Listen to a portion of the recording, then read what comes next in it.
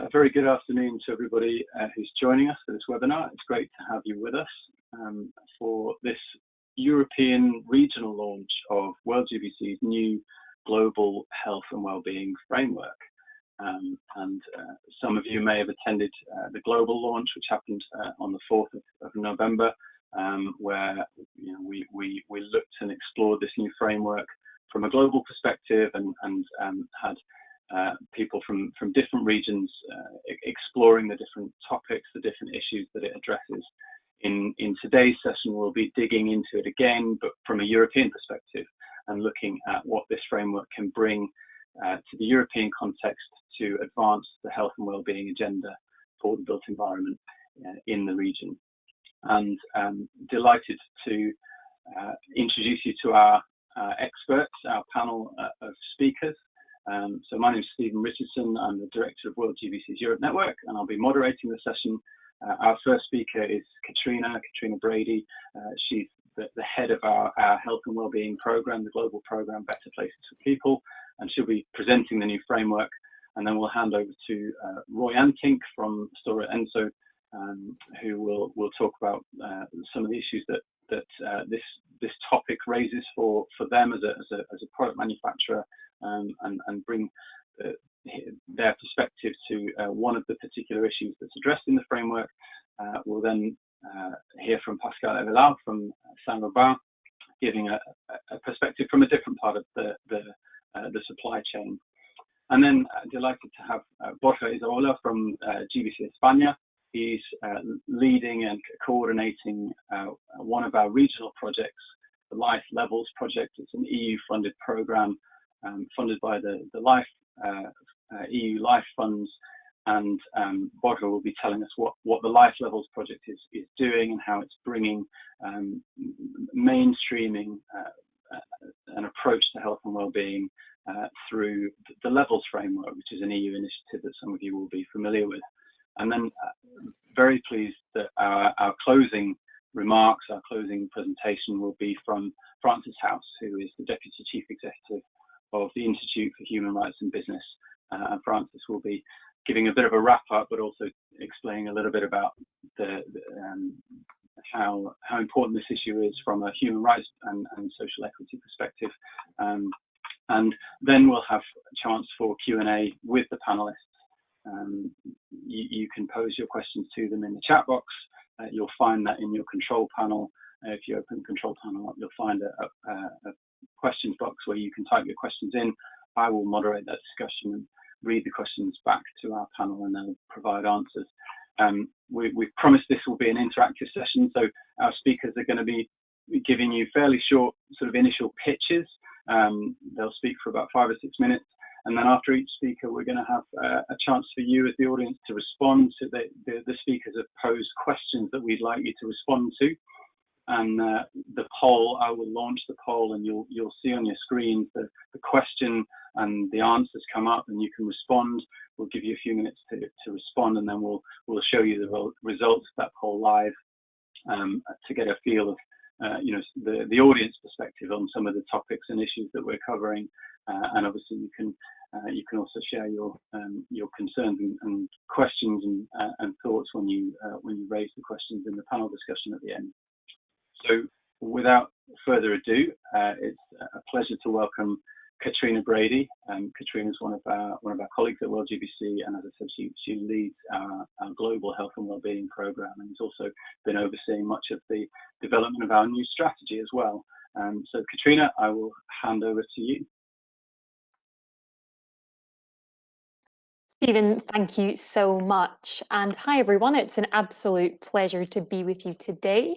Thank you to those of you joining us live and those of you catching us via the recording as well to be part of the European launch of WorldGBC's Health and Wellbeing Framework. So as Stephen said, my name is Catriona Brady. I'm head of Better Places for People at the World Green Building Council. Better Places for People is one of our global projects. We have 2 global projects, hopefully 3 next year. And Health and Wellbeing is our project dedicated to redefining health and well-being and advancing healthier, more sustainable built environments across the world. The project actually has over 30 green building councils participating in it, so it truly is a global event. And since we launched this framework on the 4th of November at the global event that perhaps many of you were able to see part of live or afterwards, we have now had, this is our 5th regional launch. So we have been working with our colleagues around the world to take the conversation and regionalize it and put it into a more local context. So really excited to continue that discussion today with a European focus. But I'm going to begin, if I may, by giving you some background of why we decided to do this work around redefining health and well-being. So the story actually starts in December 2018. Next slide, please, Stephen. And this began with a consultation and development process that we had with the steering committees and our partners of Better Places for People, some of whom are sitting on the panel here today. And we were recognizing that both within the topic of health and well-being, and also more generally within the green building and the built environment movement, people were starting to look outside the box. We were seeing within the health and well-being movement, people were looking at different areas of social sustainability and quality of life. We were seeing that in the green building movement, people were transitioning away from just looking at green buildings and looking more holistically at sustainable buildings and sustainable built environments and buildings, communities, cities of all scales.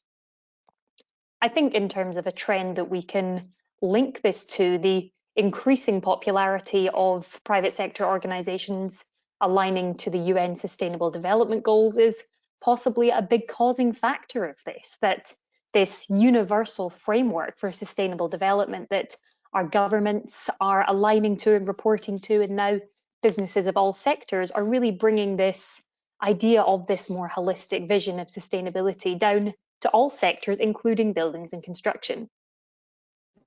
So we wanted to reflect this transition towards this holistic approach to sustainability, not just at the top level of our strategy, but also in our work on health and well-being. Within that, we wanted to ensure that the 3 pillars of sustainability, the economic, the social, the environmental, were also being picked up around the impacts that they have on health.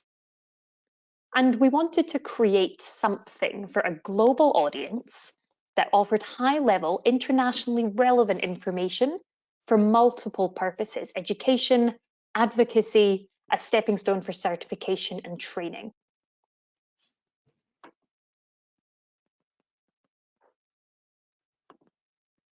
Next slide, please, Stephen. So in terms of the outcomes of this consultation that we had a technical committee which had green building councils from Europe, from around the world, private sector leaders, including Saint-Gobain, public sector leaders and NGOs, including IHRB. And we discussed in workshops that took place over a year and a half to discuss how we were going to redefine the scope of health and well-being. And one of the core outcomes that we came to, one of the biggest realizations we had, was that our work on health and well-being has focused for too long only on the occupant of the building, when really we also need to be considering every human being at all stages of the value chain. People involved in human rights, people's human rights who are involved in the supply chain, people involved in material sourcing, construction, end of life, and also people who might be indirectly impacted by the emissions from a building or from its construction impacts on the other side of the world. And these were the issues that we wanted to build into this framework. Next slide, please. And a core word that kept on coming up again was this idea of equity. Our consultation was showing that the industry was ready and was calling and realizing the need for us to expand our focus into all sectors of society, bringing equity and health together, pulling it together for everyone, everywhere. Next slide.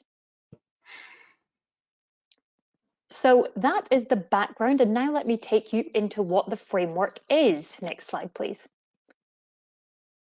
So as you have hopefully seen from the executive report that's available to download in this event today, the framework is a set of comprehensive global guidelines.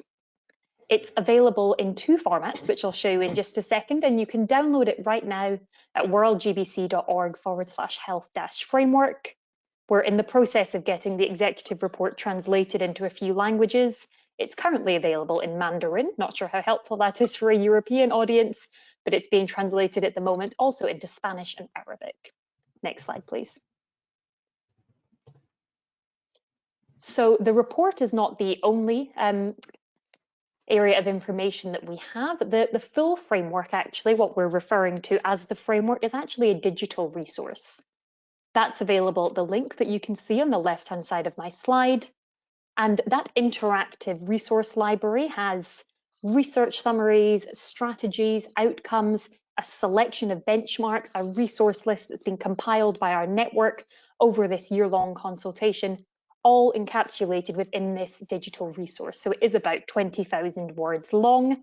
So if you're looking for something shorter to give you a higher level introduction, the executive report is where you can start. Next slide, please. So let's go now into the principles of the framework and how we can use it. So the principles of the framework are the structure that it's hinged upon. There are 6 principles and 20 sub-principles, subtopics that sit underneath that. And these were put together through this consultation. And through that work, we think that we have created a tool that can be used in flexible ways, can be used by different members of industry and different GBCs and partners across the network. It can be used for communications, it can be used as a design checklist or for operational organizations. It can be used as a way to enhance or promote certifications or as a stepping stone for audience members who perhaps wouldn't be ready to go to certifications yet, but want something to kick off their interest in sustainable buildings and health and well-being more specifically. It is a fantastic educational resource. It's very, very detailed, as I mentioned, and that can be used for training, for education, for CPD potentially, but also for advocacy work. And that's one of the major areas of overlap that we see for the European Regional Network here at WorldGBC and the partners that we work with. Next slide, please. So what are these principles? Let's dig now into them. Next slide, please, Stephen. Thank you. So the 6 principles you can see on the right-hand side of my screen: protect health, prioritize comfort, harmony with nature, the facilitation of healthy behavior, creation of social value, and taking climate action. Next slide, please. Now, those are our high-level principles, but underneath each of them, as I mentioned, sits a number of sub-principles. So I'm aware this text is quite small for laptop screens, but just to show you the breadth of the information that sits under each principle. Protect health, for example, that talks about air quality, not just indoor air quality, also outdoor air quality, looking at everything from material health to ventilation issues, to biological contaminants, to infiltration from outdoors, to ambient pollution, to the impacts of construction locally and the impacts of energy generation for buildings globally. So really looking at every area of air quality that impacts health, but then also water quality, but then also not just physical health, also mental health. And of course, based on the context of the moment, we had to add a sub-principle on the transmission of infectious disease. Then we have a principle about comfort, a very well-established area of the health and well-being conversation, but an area where there are new ideas coming forward all the time and new research. So looking at all comfort indicators from thermal to acoustics to ergonomic and issues of accessibility and inclusivity. Harmony with nature. We have some experts on this panel, such as Roy, who will dig more into this later, I'm sure, but this is where we wanted to talk about bringing nature both into our indoor environments and encouraging nature to be part of the solutions that we bring into our built environment indoors and at urban and city scale, and also bringing in nature-based solutions, biodiversity, and increasing access to nature. That takes us into healthy behavior, which goes everything from active design, the way that we can use our buildings to change our lifestyle through the ways that we set up our buildings and cities and communities, but also at how our buildings can subtly shift our nutrition and hydration choices and even our social connectivity patterns. And linked to social, that takes us into social value, an area that Francis, I'm sure, will go far more into later, who we were honoured to work with. But for me, these topics of human rights within the supply chain, construction worker, physical and mental health, community resilience, social equity and value are topics that it's so important for us to be considering when we're talking about human health and quality of life in the built environment. And then finally, taking climate action. When we're talking about health and well-being, we must consider the fact that climate change is a health risk to people.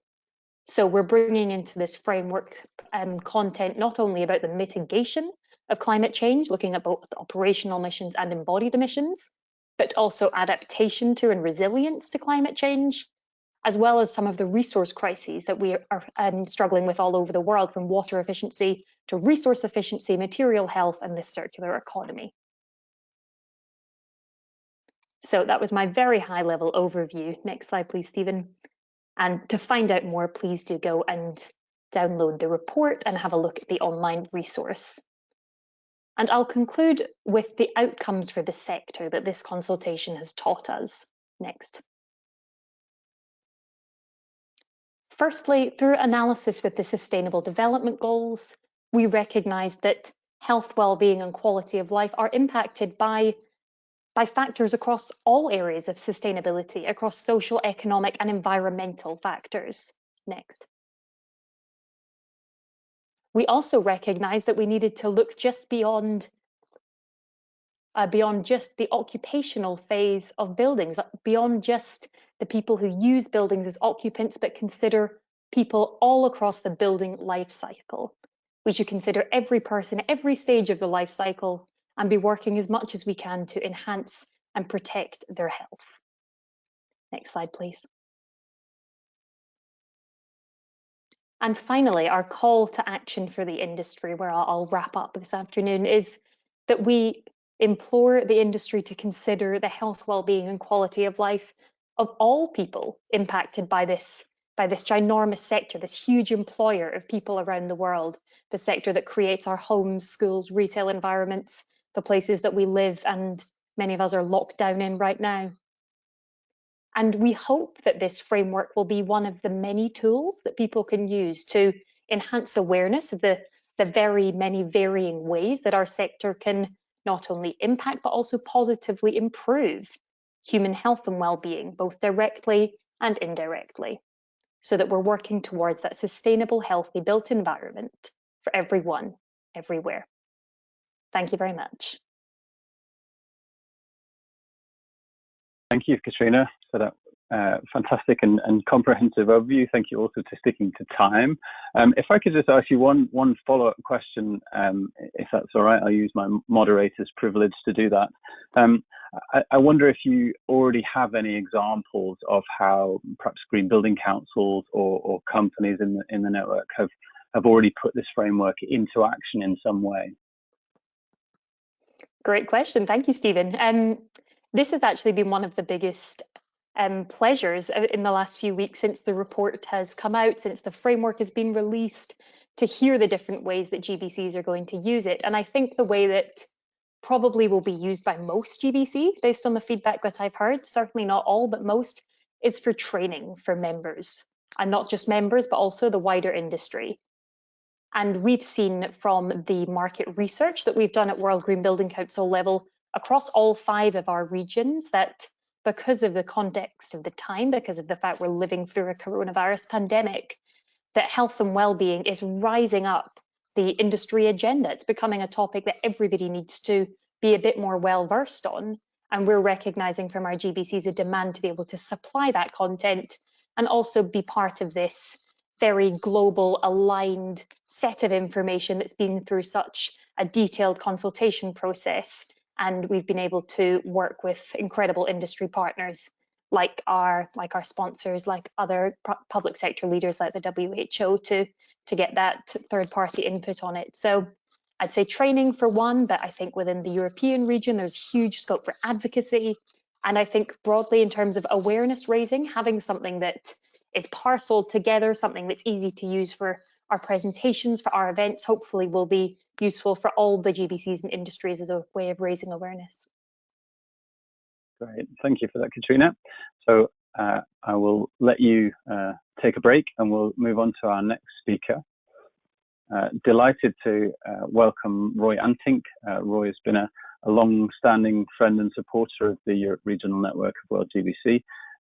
Roy works with Stora Enso, and I'll hand over to you, Roy, and you can introduce yourself and what Stora Enso is about and why the health and well-being framework is relevant and important for your work.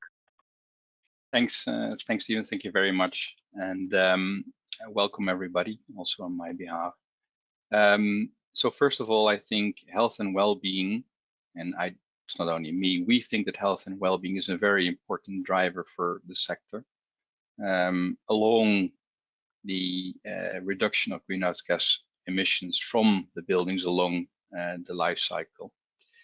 We actually much welcome the framework, and we think it's for this reason of it being a very important driver, very timely. It brings a lot of clear guidance to, I'd say, a very complicated and diverse issue. We take a keen interest into Principle 6, take climate action, but perhaps more specifically, and certainly for the topic of this call, Principle 3, the connection to nature.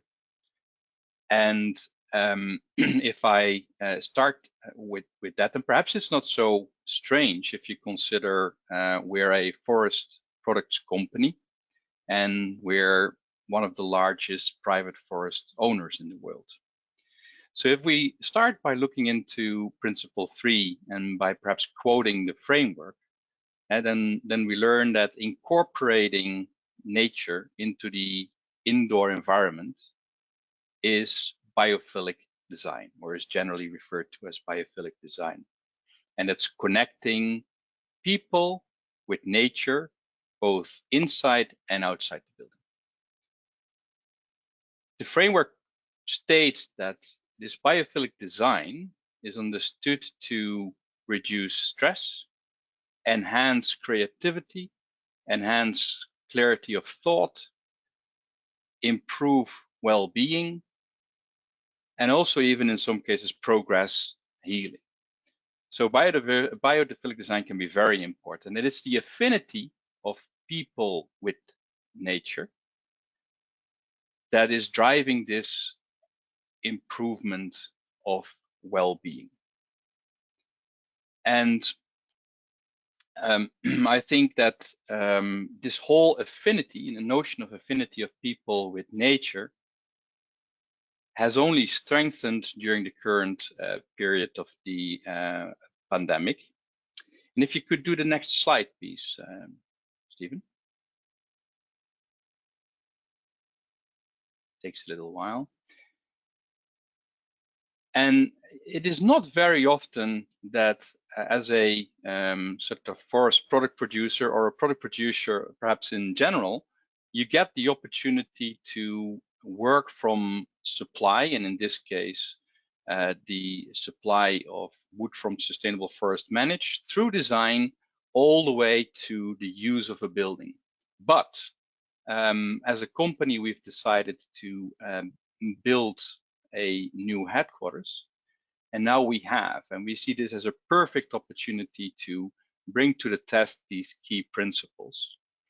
And what we're doing at the moment is we're designing, together with our partner Varma, which is the investor, our new headquarters. It's based on the office concept for wooden buildings that we ourselves have developed, and the target is carbon neutrality. And perhaps if you could go to the next slide, Stephen. It's also to become a landmark of biophilic design. And here you can see some pictures as to what that means for us. You can see on the right the atrium of our new office. This atrium connects our new office and connects the adjacent hotel. And you can see some natural elements in the middle, and you can see a lot of architectural features from exposed wood, right? Giving the use of natural materials and making this association to nature. And at the left, you can see a picture that's referring to the office, and in the middle you can see clear link to the forest.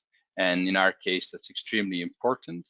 We have our roots in the forest, and obviously the use of these trees in the middle of our office do provide for this connections to nature.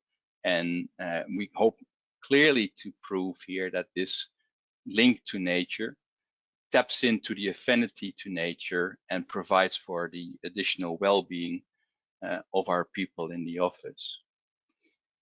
And I'd all like to encourage you to take some time. I think it's well worthwhile to visit our webpage or that of the WorldGBC and look for our podcast, or simply use the link in the material if it's shared afterwards, and listen to the podcast that we have made together with Stephen, but also with the contribution of our investor and the architect, that spells out a whole lot of the details behind the approach to biophilic design, material choice.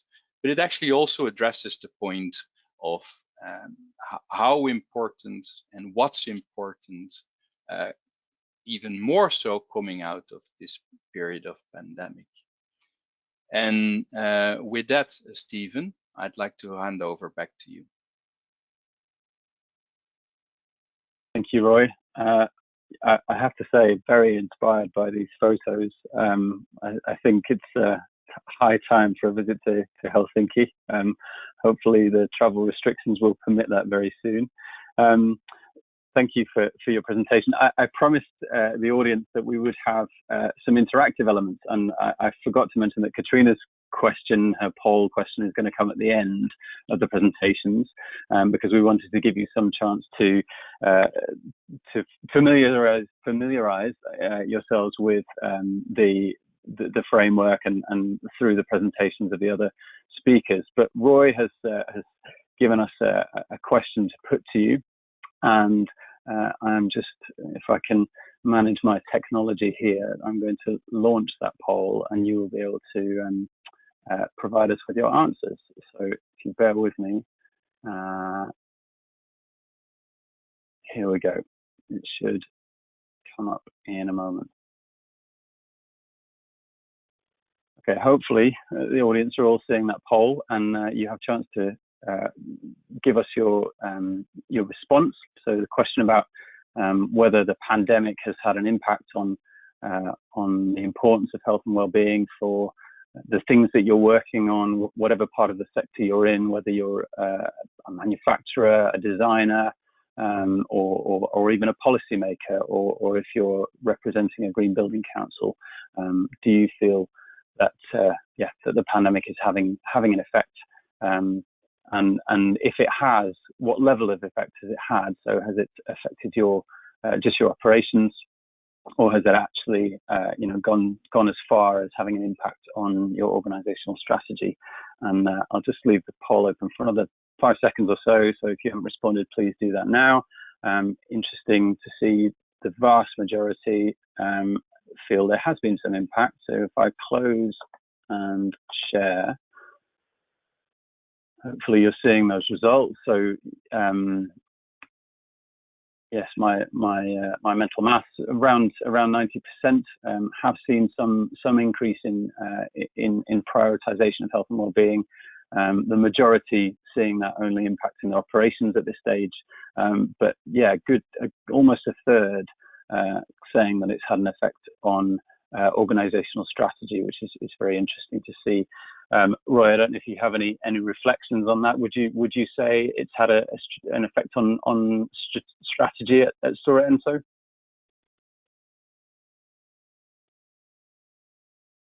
I think to a certain extent it has. I think it's mostly at the moment having operational impacts, and that's because we have 6 divisions, and 5 of them cater for completely different products. But I'd say that it's definitely been an area of discussion and strategic interest to follow for our wood products division, which is developing cross-laminated timber and laminated veneer lumber solutions for buildings. So I'd say it sits somewhere between the first 2, I reckon. Okay, great. Thank you for that, Roy. And I'm aware, Roy, you have another commitment and will not, unfortunately, be able to join our panel discussion. But yeah, let me take this opportunity to thank you for your contribution, and do feel free to leave us whenever you need to. So I will close the poll now, close the results. Hopefully that means the slides are coming back up for the audience. And so that means you should be seeing our next speaker. And I'm very pleased to welcome Pascal Eveillard.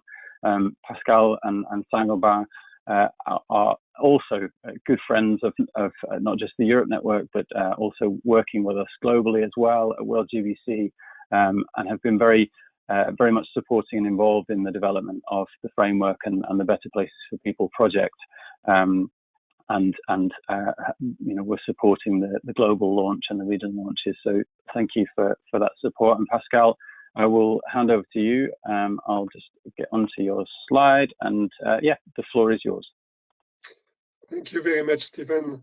Good afternoon, everyone. And yes, indeed, we have been very much involved in the development of this new framework, and very glad to participate. And we think it's a real innovation on the construction market, and given the importance of the sector in terms of employed people, in terms of value chain, it was something that was really missing to take such a perspective on the health and well-being dimension of this chain. Before I go back to what we can do from this framework, I would like to tell you a few words on how we embrace in Saint-Gobain this topic of health and well-being, which is very much a priority in our group. Our purpose, which is what you see on the left, making the world a better home, clearly embraces this idea of people's health and well-being. So next to environmental topics and our ambition to take care of the environment, especially regarding carbon and climate, and regarding circularity and resources, health and well-being is definitely one of our top priority, and clearly we consider that it is our responsibility to ensure health and safety of all stakeholders along the value chain, from our suppliers to the building's occupants. I will try just to give you a few illustrations of what we do as a group that both manufactures and distributes construction products. We are one of the major provider of construction products, and we are the leading distributor of such products across Europe. Starting with, well, before I start, maybe just to remind that since 2003, Saint-Gobain has been a signatory of the UN Global Compact, which is about human rights. This is a long-standing commitment for us that human rights are something that has to be at the core of what we do, and at the core of our sector. So regarding suppliers, we encourage all our suppliers to improve the workplace health and safety of their employees. And we do that through our responsible purchasing policy. And our suppliers are invited to sign and commit to what we call our supplier charter. And on the different points on this charter, we have employee rights, and we have the occupational health and safety of the employees. So for us, it's really important that those suppliers with whom we want to collaborate, are exemplary in the way they treat their employees and in the way they take care of the rights of their employees and contribute to a better environment where they are established. And next to this commitment of signing our charter, we do also commission audits, in-situ audits, to verify that actually those suppliers act and work in full compliance with the engagement they have taken by signing this charter. Regarding our employees, and clearly it's at the heart of our health policy, because in Saint-Gobain we have since almost 12 years a health policy. Our employees are clearly central, and when we talk about the health and well-being of our employees, it's not only in terms of physical health, it's also in terms of mental health. So we have many different programs to ensure that the workplaces will be safe, that everything will be made to avoid accidents and occupational diseases. And we have also, since a few years, developed a mental well-being program that is available to all managers for taking care of their teams and helping, supporting their teams and making sure that they will work in the best possible conditions and feel mentally really at ease and comfortable. Our employees work in different locations, so we take care also of those locations. Like Roy has shown before, we have also built a new headquarters in Paris, and clearly it was also one of our key specification for this new building, that it would be very comfortable for our employees, and that it would help also the employees to feel really well, and that the working conditions would be as healthy as possible. And we have, like in the building shown by Roy, we have also introduced some kinds of vegetations at all levels. So there is also a splendid view to not only to the Paris region, but also to trees that we are growing at each level in this building. Before I switch to our customers and buildings occupants, which are those for which we are developing our solutions, I just want to say a few words on our innovation policy. So today, we consider that it's really part of innovation to consider the health and well-being aspects of the product, systems or services that we develop. So it's you can call it eco-innovation. It's clearly part of our eco-innovation approach to have the health and well-being topics fully embedded in our innovation topic. And it means, for instance, that we have a very strict policy regarding the use of chemicals, and we have a commitment to get rid or to substitute hazardous substances in our products as put on the market. It's also for us a way, and I will show later some examples, to offer to our customers products which have a good impact, a positive impact on their health, or at least that will not damage this health. And this makes the links to our customers, which can be distributors or installers, builders. And when it comes to installers and builders, clearly for us it's important that at installation time, like at end of life of the building, they will have safe conditions to work. So it's key for us to offer safe products to handle, to install, and to work with. And just to give you a few examples of what it means in terms of products or in terms of innovations, it means, for instance, that we strive to reduce the risk of musculoskeletal disorders, so-called MSDs. And this brings us to develop lighter products with smaller dimensions, products that requires less volumes for the same performance, thus allowing for smaller packaging. And also, when we develop systems, we think about the ergonomics and what it will mean for the installers. And the same for the end of life. The easiness of disinstallation, of dismantling, is something that we want to take into account. We consider also that it's important to offer low dust products, to offer non-irritant products, and also, for instance, to have products which have no bad smell, for instance.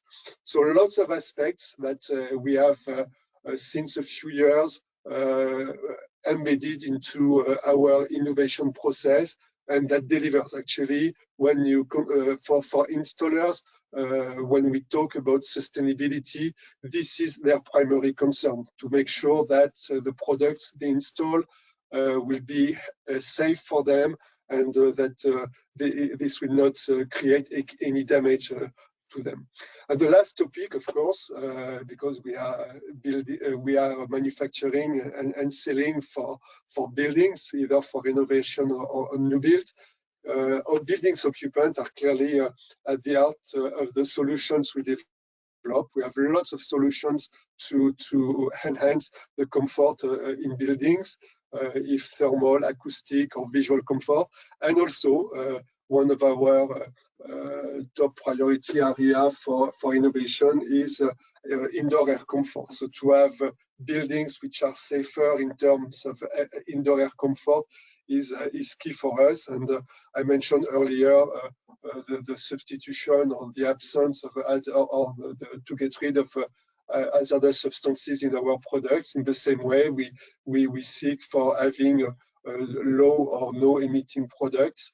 And we have also started to develop since a few years products that have the capacity to capture formaldehyde or VOCs in the indoor air and lead to healthier indoor air quality. And in the same way, we have solutions to reduce moisture and mold in the building. So as you see, a very comprehensive approach to health and well-being all across our value chain. And back to the framework, I think it's, as I said in the beginning, it was clearly a missing piece in all the publications about the building sector. And I think also that it is very timely for us in Europe. Next year, lots of policies and regulations will be revised or will be developed at EU level regarding the construction sector. And next to the carbon topic, the energy efficiency topic that remain key. We know that circularity will be a topic that will also come on board of those new policy developments, but it's also important not to forget all those health and well-being aspects. So we really believe that we have a unique opportunity with all those coming policies to bring more into the construction sector in this domain of health and well-being. We have already also in parallel the levels framework that encompasses lots of requirements and proposals regarding buildings occupants and their comfort and their health. But we think that this global approach to the entire chain should find its way and its place in the policy developments to come in Europe next year.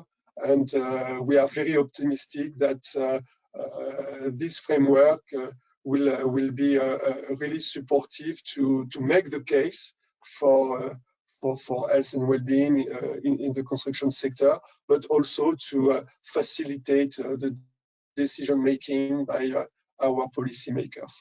Thank you. Thank you very much, Pascal.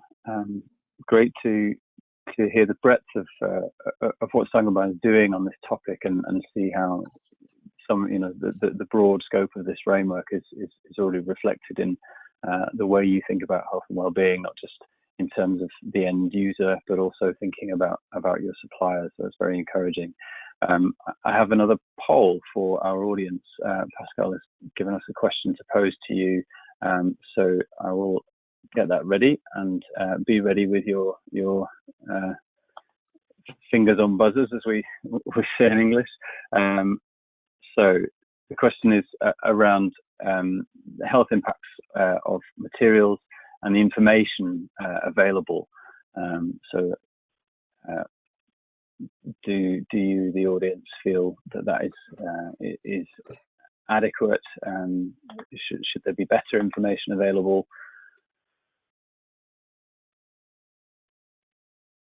Interesting to see. I can see the results coming in live. I don't think you as the audience can, which is gives me a feeling of power, albeit slightly fleeting.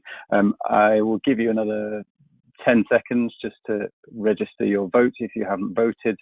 It even tells me how many of you have voted. Only 67% this time, slightly lower response rate than on the last one. Just 3 more seconds for those who perhaps need a bit more time to think. Okay, I'm going to close the poll now and share the results. So interesting here. Nobody thinks definitely yes. About a fifth saying slightly yes, but the majority saying no in some form or other. I feel it would only be fair to let you respond to that, Pascal. I don't know if you have any comments back on that response. Well, I think that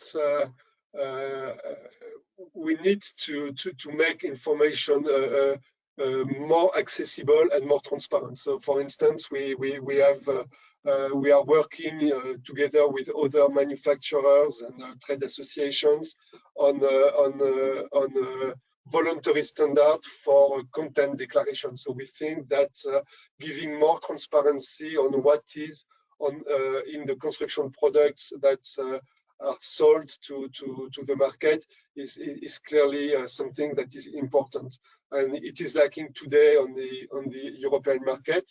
You don't have you have some mandatory security data sheet, but which for some products only, and that will not disclose the entire composition of products. So we think that, for instance, in this area, there is something missing, and we are keen to provide this information, more transparent information, through this voluntary standard that is currently under development.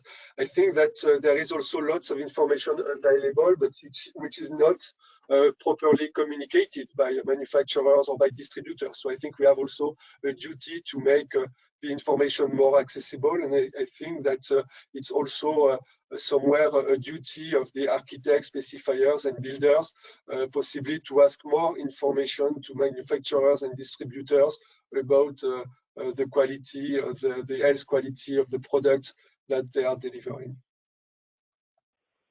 Thank you. I'm sure we may come back to the topic in the questions in our panel session, but I will I'll ask you to mute and turn off your camera, because we'll bring in our next speaker now. So I'll hide the poll again, and hopefully that means you're seeing our next speaker. So delighted to welcome Borja Izaola. I'm not sure my Spanish pronunciation is quite up to the task of pronouncing a name properly, but I try. Borja is on the team at the Green Building Council España, the Spanish Green Building Council, and as I said at the beginning, oversees one of the EU-funded programs that our network is working on, the Life Levels project. So Borja, I will bring up your slide, and if you can get ready with the camera and microphone on, then it's over to you. Thanks a lot, Stephen. Yeah, thanks to WorldGBC, and congratulations for this initiative. We are really on track on the societal challenges of our time. First of all, apologies because I've broken the gender balance of this panel. Sadly, our female colleagues couldn't make it today. Could you put the screen on, Stephen, or I'm not watching it?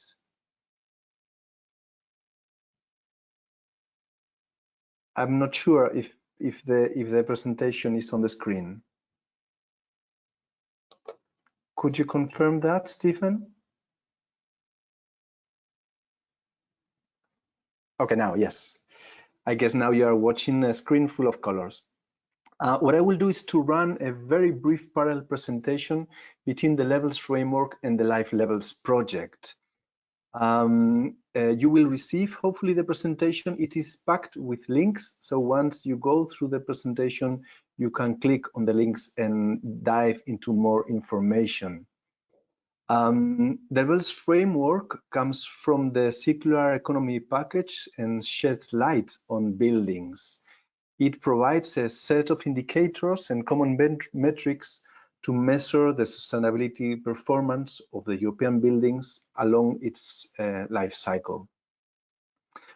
It is arranged as one harmonized framework in 3 levels that you see on the screen. The first one is sort of, these levels are access levels to the subject. First one is the design level, second one the construction level, and third one the use phase of the building. It is structured in 6 macro objectives and 16 indicators that we will very briefly see later on. Parallel to this, the Life Levels project is one project funded by the LIFE program. It contains 3 or chooses 3 indicators from the Levels framework, which are applied and checked at 8 certification schemes in 8 European countries, and develops more than 20 technical activities, from analytical activities to educational activities.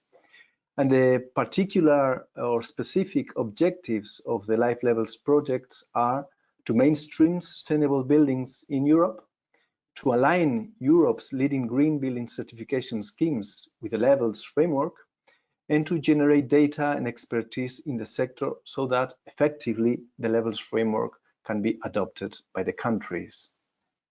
If you please, Stephen, could help us jump to the next slide. So getting into the health issue, macro objective 4, healthy, comfortable spaces, is where most of the health issues are seen at the Levels framework. One of the indicators, indoor air quality, is the central indicator at the Life Levels project to approach to health issues. But also, the Life Levels has a view on how green public procurement addresses health issues. And you can see that macro objective 1 of the Levels framework is considered at the Life Levels through the indicator of life cycle analysis, and down on the right, macro objective 6, optimized life cycle cost and value, is seen at the indicator life cycle cost. If you can jump to the next slide. So as I mentioned before, once you have the presentation, you can slide and you can click the links to go into more information. So there is a connection among the WorldGBC Health and Wellbeing framework, the Levels framework, and the Life Levels project. Briefly, the indicators in light blue of the Levels framework answer to principles 1 and 2 of the WorldGBC Health and Wellbeing framework: protect health and prioritize comfort. But also, not only these 2, the 6th principle, take climate action, is understood at macro objective 5 and indicator 5.1, the protection of occupier health and thermal comfort.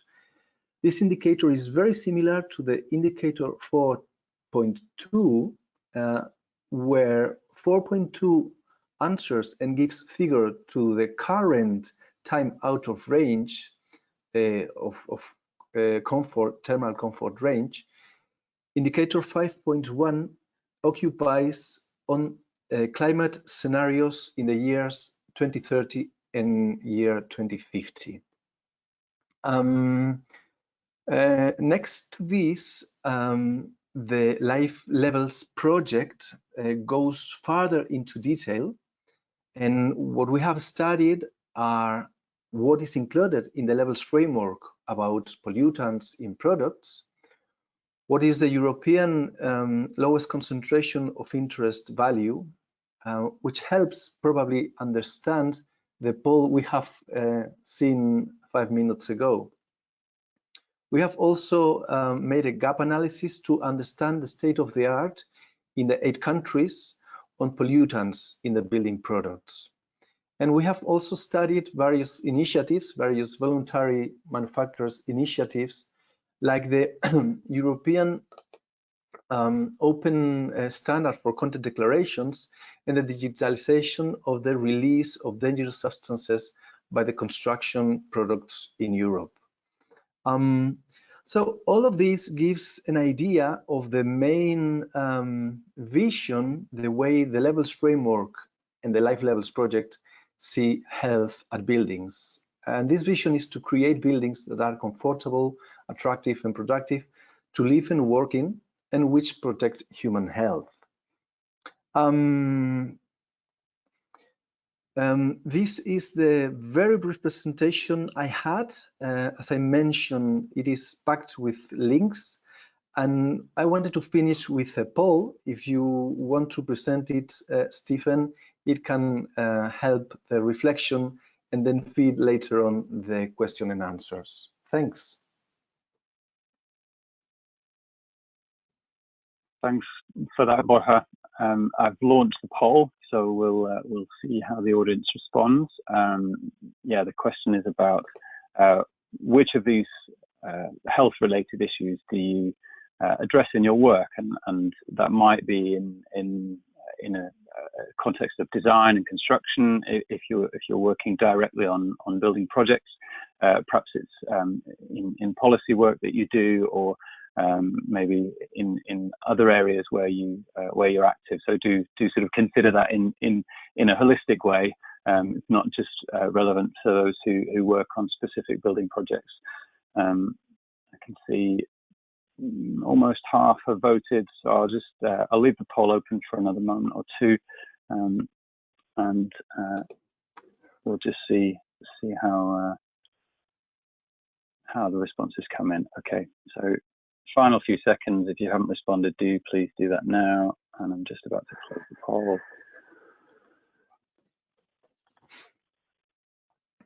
Okay, so as you can see, almost half saying they deal with VOCs in coatings and paintings, and potentially in other areas, and about a third looking at thermal comfort, with less tackling the future scenarios issue and some of these other issues.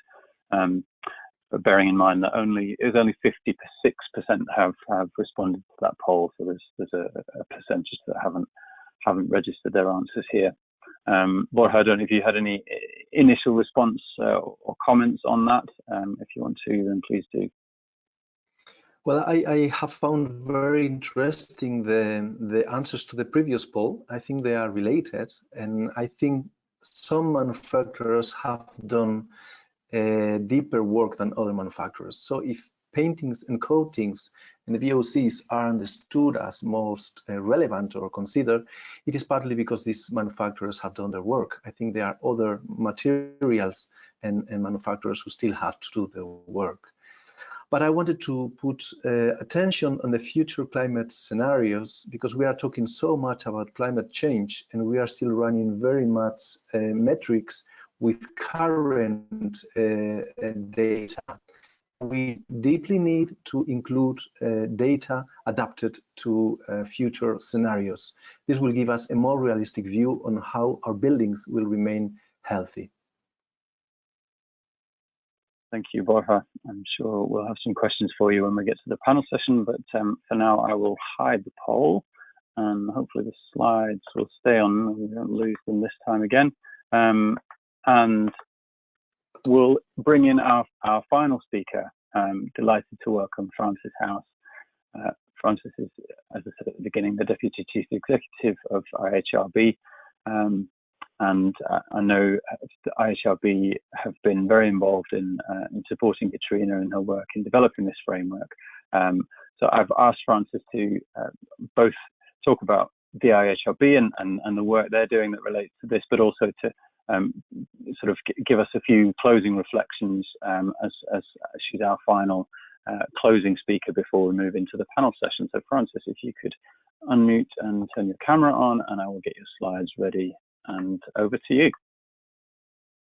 Thanks, Stephen, and just delighted to be able to come in with a few sort of reflections, having heard all the speakers so far, because our perspective is sort of coming from outside the industry, but with a very, very sort of keen interest in understanding how these various different agendas you've all been addressing relate to human rights and to business and human rights. So first of all, just you know, from IHRB's perspective, huge congratulations to WorldGBC for this framework and for the sort of very kind of bold and urgent call to action and call to collective action that goes with that. It's timely for all the reasons that we've heard, and not least what's going on in Europe around EU taxonomy and around climate targets and so on. But all the more so, and you couldn't have known this, Catriona, when you guys started working on it, but obviously in the context of COVID. So just very briefly, IHRB, Institute for Human Rights and Business, we describe ourselves as a think and do tank on business and human rights, and we engage with companies and industry associations across a number of different industry sectors, and then use our research and our engagement with companies in calls for collective action and collective advocacy with governments around sort of particular areas of human rights risk, where we think you know, regulation can be strengthened to improve human rights, but working very much with companies and with industry associations. So really pleased to have had the opportunity to input into this framework, which fills a really important gap. And what has struck me listening to all of you speaking is that, you know, while we're talking about the fabric of buildings, about materials and products in the supply chain, around you know, investor pressure and legislative framework and so on, it's the humans that have been at the centre of everything you've been saying, whether it's value chain or supply chain or a building in the broader environment, in the community. And that's very much the approach that at IHRB we're taking, working with partners, two of whom are in Europe, the Raoul Wallenberg Institute in Sweden and Rafto Foundation in Norway. We're also working with the University of New South Wales in Australia. And we've developed another framework to add to the mix today, but building dignity in the built environment. And we take the obvious life cycle that you guys have all described from sort of planning and finance through design, construction, use, and then demolition or repurposing. But what we do with that is we look at each stage of the cycle. Where are the human rights risks and responsibilities of the of those with the greatest leverage at that particular point in the cycle? And I think what, you know, to come back to COVID and the sort of extraordinary timing where you're launching this framework, the fact that COVID has shone a spotlight on extraordinary inequalities in the built environment that were there already. This picture in front of you, you know, queues for food banks in Geneva, one of the world's richest cities, and I'm sure this will be sort of familiar to so many of you, kind of wherever you're listening in from, that the built environment is still profoundly unequal, and that COVID has highlighted and exacerbated those inequalities. And, you know, of course, we're talking about physical and mental health, but there are a multiplicity of other human rights impacted. Again, COVID has sort of shone the spotlight more harshly than before on inequalities in adequate housing, right to housing, stay home. What does that mean if you don't have a decent or a safe home? If you don't have, security of tenure, if you're in the category of community where, there isn't an adequate supply of affordable housing, and so on. So I think the question, also just going back, thinking to Roy's comments on biophilic design and the importance of access to nature inside and outside, and linking back very much, Catriona, with what you were saying about how the green building movement, it's at this really incredibly important point of transitioning to embrace a broader sustainability agenda through the SDGs. Of course, human rights are kind of absolutely integral across all of those SDGs. But the question, for example, with biophilic design, nature-based solutions, and so on, who has access to nature? Who is it during COVID has had access to green space for their physical and mental health and so on? And what about the communities, those individuals who lack that access, and also lack the channels and conduits to raise their voice, to call for better access to nature and so on? So I hope, and I think, the work that all of you have referenced, but Catriona, this framework in particular, the focusing of mind that it will do in terms of when we're talking about nature-based solutions, when we're talking about sort of consultation with users and communities for buildings and so on, are we spreading the net wide enough in terms of whose voices we're hearing, and who the impact on whose lives may be that positive or negative, may be brought sort of into the frame here. So Stephen, could we go on to the next slide, please?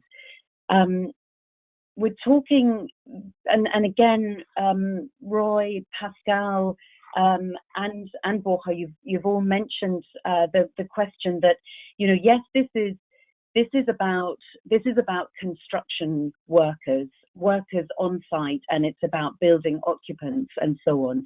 But it is also very much about the supply chain, and the rights of workers, not just those workers on construction sites, but also the workers. So the fantastically beautiful and inspiring new headquarters for Stora, Enso, and the timber and other materials in that building. And Roy referenced this. What about the due diligence around the rights on the health, the safety, the labour rights, the living conditions, and so on, for example, migrant workers in that supply chain, the supply chain of timber and other products there? How far down the supply chain is due diligence being done to understand how those rights are being protected, or where they may be at risk, and there need to be stronger protection mechanisms put in place? And you as a company, what is your leverage through contracts, through auditing, through capacity building with suppliers to be able to see those standards raised? And it's, this isn't news to anybody listening, that, the migrant workers in the supply chain, obviously a huge percentage of the construction workforce, but also in supply chains of many of the materials. Again, sort of linking it back to sort of not only the conditions at work, but also their living conditions. We saw second spikes in places like Singapore and so on in COVID, coming out of the areas where there was a concentration of the migrant worker dormitories, because, keeping a distance, safe standards within migrant worker dormitories simply wasn't possible. So again, it's that question. I think, Catriona, you sort of laid this out so so beautifully. It's looking at that whole value chain, but it isn't only looking at workers on site. It's, you know, looking at them, peeling the onion one level or more than one level back.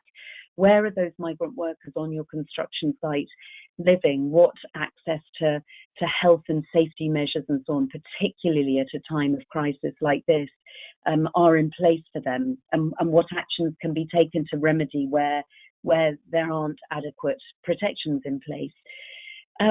Stephen, next slide, please. So what I just wanted to very quickly mention here is the framework that I talked about, the building dignity in the built environment framework that we've developed, is our attempt to really try to embed, make the case for and embed a human rights approach and the principles of a human rights approach in the work that all of you are doing already. So it is not proposing a replacement framework or anything of that sort. It's more saying within, and this, Catriona, is why it's been so, you know, so valuable to be able to input to your health and well-being framework, is the question of, if we're talking about the right to health, we're talking about human rights. And the principles of a human rights approach, just very quickly, being participation, non-discrimination, accountability, transparency.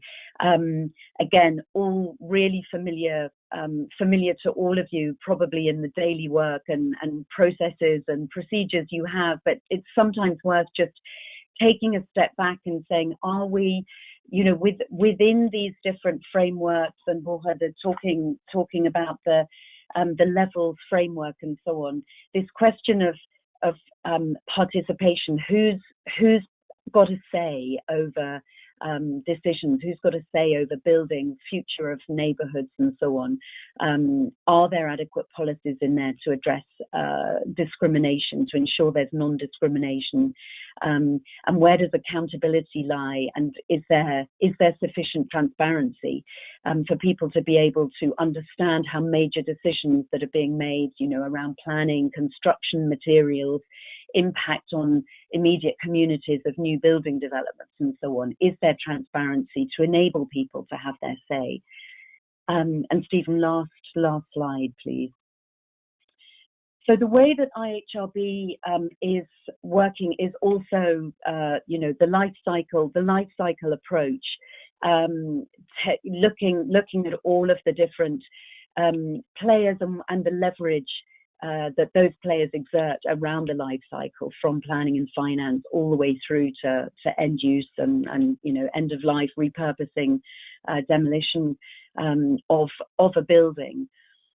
And I think, you know, it's just, again, Borja, you were talking about some of the, you know, the timing of this in the EU, and Pascal mentioned this as well. The EU taxonomy obviously is something that all of these different, you know, whether you're, you know, investing, whether you're an architect, whether you're, you know, construction and engineering company, local municipality, the EU taxonomy is going to be significant in decision making.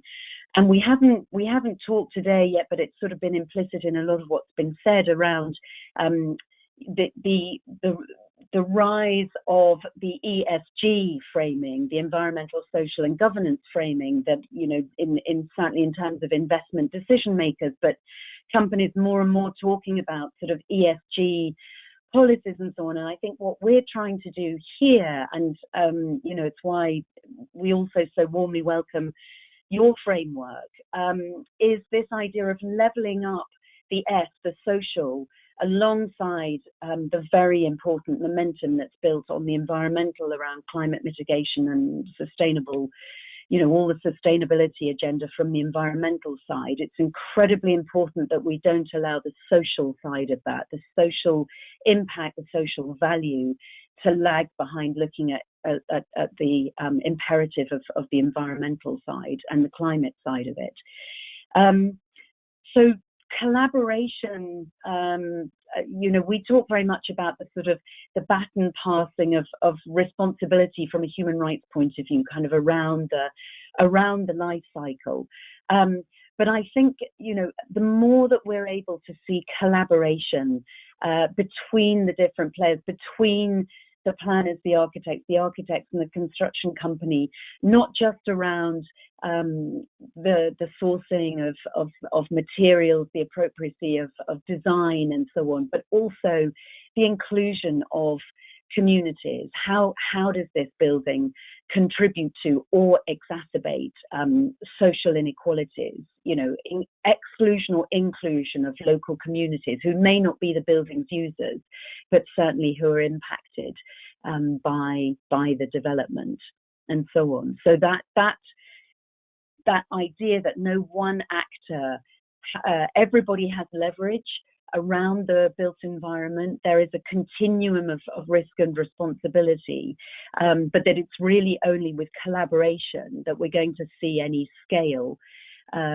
on rising standards in these different issues that we've been talking about today. Otherwise, it'll just stay at the level of sort of little pockets of good practice, and it won't get properly into the mainstream. So just very, very quickly and finally to conclude, I just wanted to let everybody know that sort of within this work that IHRB is leading with partners, in Europe we are looking for 4 pilots of new projects which are at early stages of development, where we can sort of work alongside the process to input and advise on the implementation of a human rights-based approach and the building dignity framework, sort of alongside the life cycle of the project, and thereby demonstrate the value added of a rights-based approach. We're already doing this in Bergen with the repurposing of a big teacher training college into a refugee and asylum seeker inclusion centre, and have been working with the municipality, with the state architects, with the private architecture company and the project manager to embed this. And on the basis of that, actually, the project has been awarded a commendation for taking an innovative human rights-based approach alongside all their other, you know, fantastic sustainability criteria and so on. So, you know, please do get in touch with IHRB if anybody has got any interest in chatting to us further about that. But I just want to bring it back really to thank World Green Business Council for really sort of the agenda setting and the leadership here, because we need the call to action. We need a sustained call to action and a sort of upping of the momentum of progress around the health and well-being agenda, but more broadly within the sort of human rights and human dignity in the built environment agenda. So we're delighted to carry on working with you on that. Thanks, Stephen.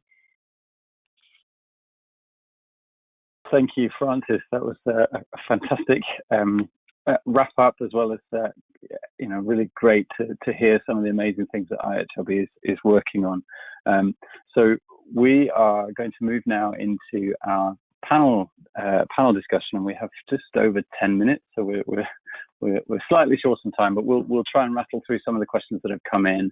I'm going to start at the high level, if I may. Sort of we'll dig down into the more detailed questions that have come in as we go through, and if panelists could turn their cameras on, that would be great. So the first question I have here, and I'm taking some of these from the audience questions that have been sent through. I have a question here which is very high level, sort of quite conceptual. So this has been touted as the decade of climate action, the 2020s. So do you, as the panel, and I'll invite anyone to comment who wants to, do you see that health and well-being can be a motivator for our climate action, whether that's our mitigation action or climate adaptation work? and can this framework help advance that agenda? So perhaps I'll bring Francis in first, and then give others a chance to comment. And just very quickly, I mean, it's such an important question, and I mean, short answer, yes, absolutely. I think, I mean, if you know, we talk a lot about climate justice and the adverse impacts of the climate emergency on, you know, on the right to health, on health, well-being, the right to livelihood, right to housing, which affects health and which affects well-being. It's all, you know, very integrally connected. But I think, you know, that as the decade for climate action gathers pace, COP26 coming up next year and so on, the voice of those working in the built environment to talk about the absolutely critical role of ensuring health and well-being in, you know, the role of the construction sector and so on in climate resilient developments is essential. And I think you're going to see a lot of push from investors in that direction as well. So I think it's very much a part of sort of joining the dots and not allowing silos to develop here, that we're doing work on, you know, we're doing work on climate action and so on, and health and well-being is kind of lower down the agenda. They're utterly interlinked in my view. Thank you, Francis. And Borja, this was a topic you touched on briefly in your presentation and the work that you're doing in the Life Levels framework. Do you see a synergy and interplay between health and climate action? Earlier this morning, we had a meeting with another life funded project, the Boogie Bob, the name is nice, about biodiversity in building premises. And we're talking about this. We have been talking before about climate scenarios, climate adaptation, but the other big issue into the futures is the loss of biodiversity. And we all know the importance of biodiversity for us as humans, as part of the ecosystems. Yes, buildings and the building areas need to be a biophilic place, which means, besides what Roy has introduced us, a place for welcoming other lives, other species, much more biodiversity. I think this will help both the right of the human to live in dignity, but also the right of many other species to be there. So definitely we need more indicators, which was the issue of our meeting this morning, and we need to bring these indicators, measures, and conclusions to the table so that we make better decisions for more healthy and more adaptable buildings in the future. Yes, definitely. Thank you, Borja. Okay, so another question, perhaps zooming down a level of detail here. We've heard from Francis a little bit about the taxonomy and sort of that's starting to open up this topic of Europe, the European context and European policy. And so maybe a question to you, Pascal. You know, to what degree do you see that the European Green Deal and some of the other big policy initiatives that have been kicked off recently are tackling this issue? And perhaps speaking to the taxonomy specifically, do you think health and well-being is a topic that should be addressed within that context? Well, as I said before, I think it should be taken on board in many European policies. But I guess it will be a step-by-step incorporation of this topic into the different legislation. I think that indoor air quality, and I know there was this morning another conference discussing the relationship between renovations and indoor air quality. So the renovation wave, these recovery plans, which are putting lots of emphasis on the buildings renovation, are clearly raising also this question of how to ensure better indoor air quality in the built environment. So I think this topic, at least of indoor air quality, will gain momentum. That's for sure. I think if you look at the story of levels, until a very recent time, under the health macro objective, there was only thermal comfort. And we have been able all stakeholders who have participated to add acoustic comfort in the and visual comfort to the first thermal comfort and indoor air quality criteria. So already there, it's a progress. And since I'm convinced that levels will be little by little embedded into future legislations, it's a good sign that health and well-being will be embedded into future regulation. But it will take time. It will take time, and it will need lots of effort. So I think, as I said, that this framework is very useful. It's clearly an advocacy instrument to go back to policymakers and demonstrate and make the case for putting more legislation or more consideration into policies for this topic. Great, thank you for that, Pascal. And again, moving a bit more into the detail now, I had a question from one of our audience to Francis. Are you aware of standards that would measure in some way social sustainability in the built environment? You know, thinking about the EN standards. Yeah, is there anything out there? And the comments is this person said they really think the development of standards could benefit from IHRB's input. Yes, quick answer on that is there are standards that are being developed and building responsibly. The initiative that I'm sure many of you are aware of, with a number of big construction companies, has been working on principles and then sort of guidance beneath that. So you know, I think that has helped sort of translate across into, you know, some of the standards,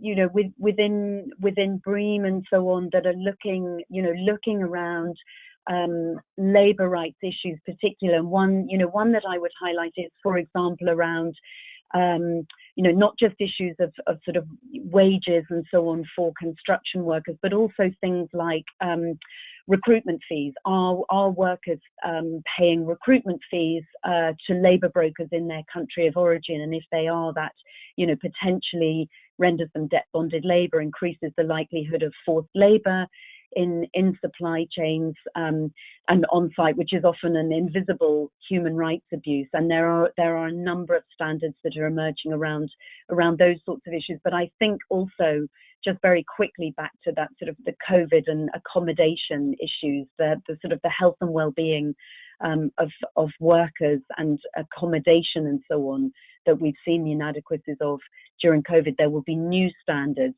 that come on stream because of that. And it's an area that's work in progress, I would say, but there are standards out there, and we can certainly, you know, signpost anybody to more concrete information on that, if that's helpful. Okay, thank you, Francis. And yeah, there's a clarification coming that yes, they do exist, but perhaps don't touch all the issues that we've covered today. So hopefully, as Pascal said, this framework gives scope to expand the dialogue. I have one final question I think we have time for, which is going very, very sort of into the detail now, and I think possibly a question to put to you, Pascal.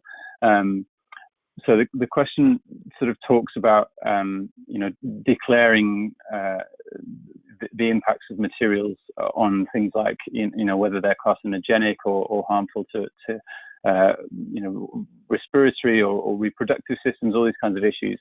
And I think that the question really is around understanding how products perform in use, and so you know, there's an obvious difference between what's stated in a paper declaration, a paper sort of piece of information, versus what happens in reality.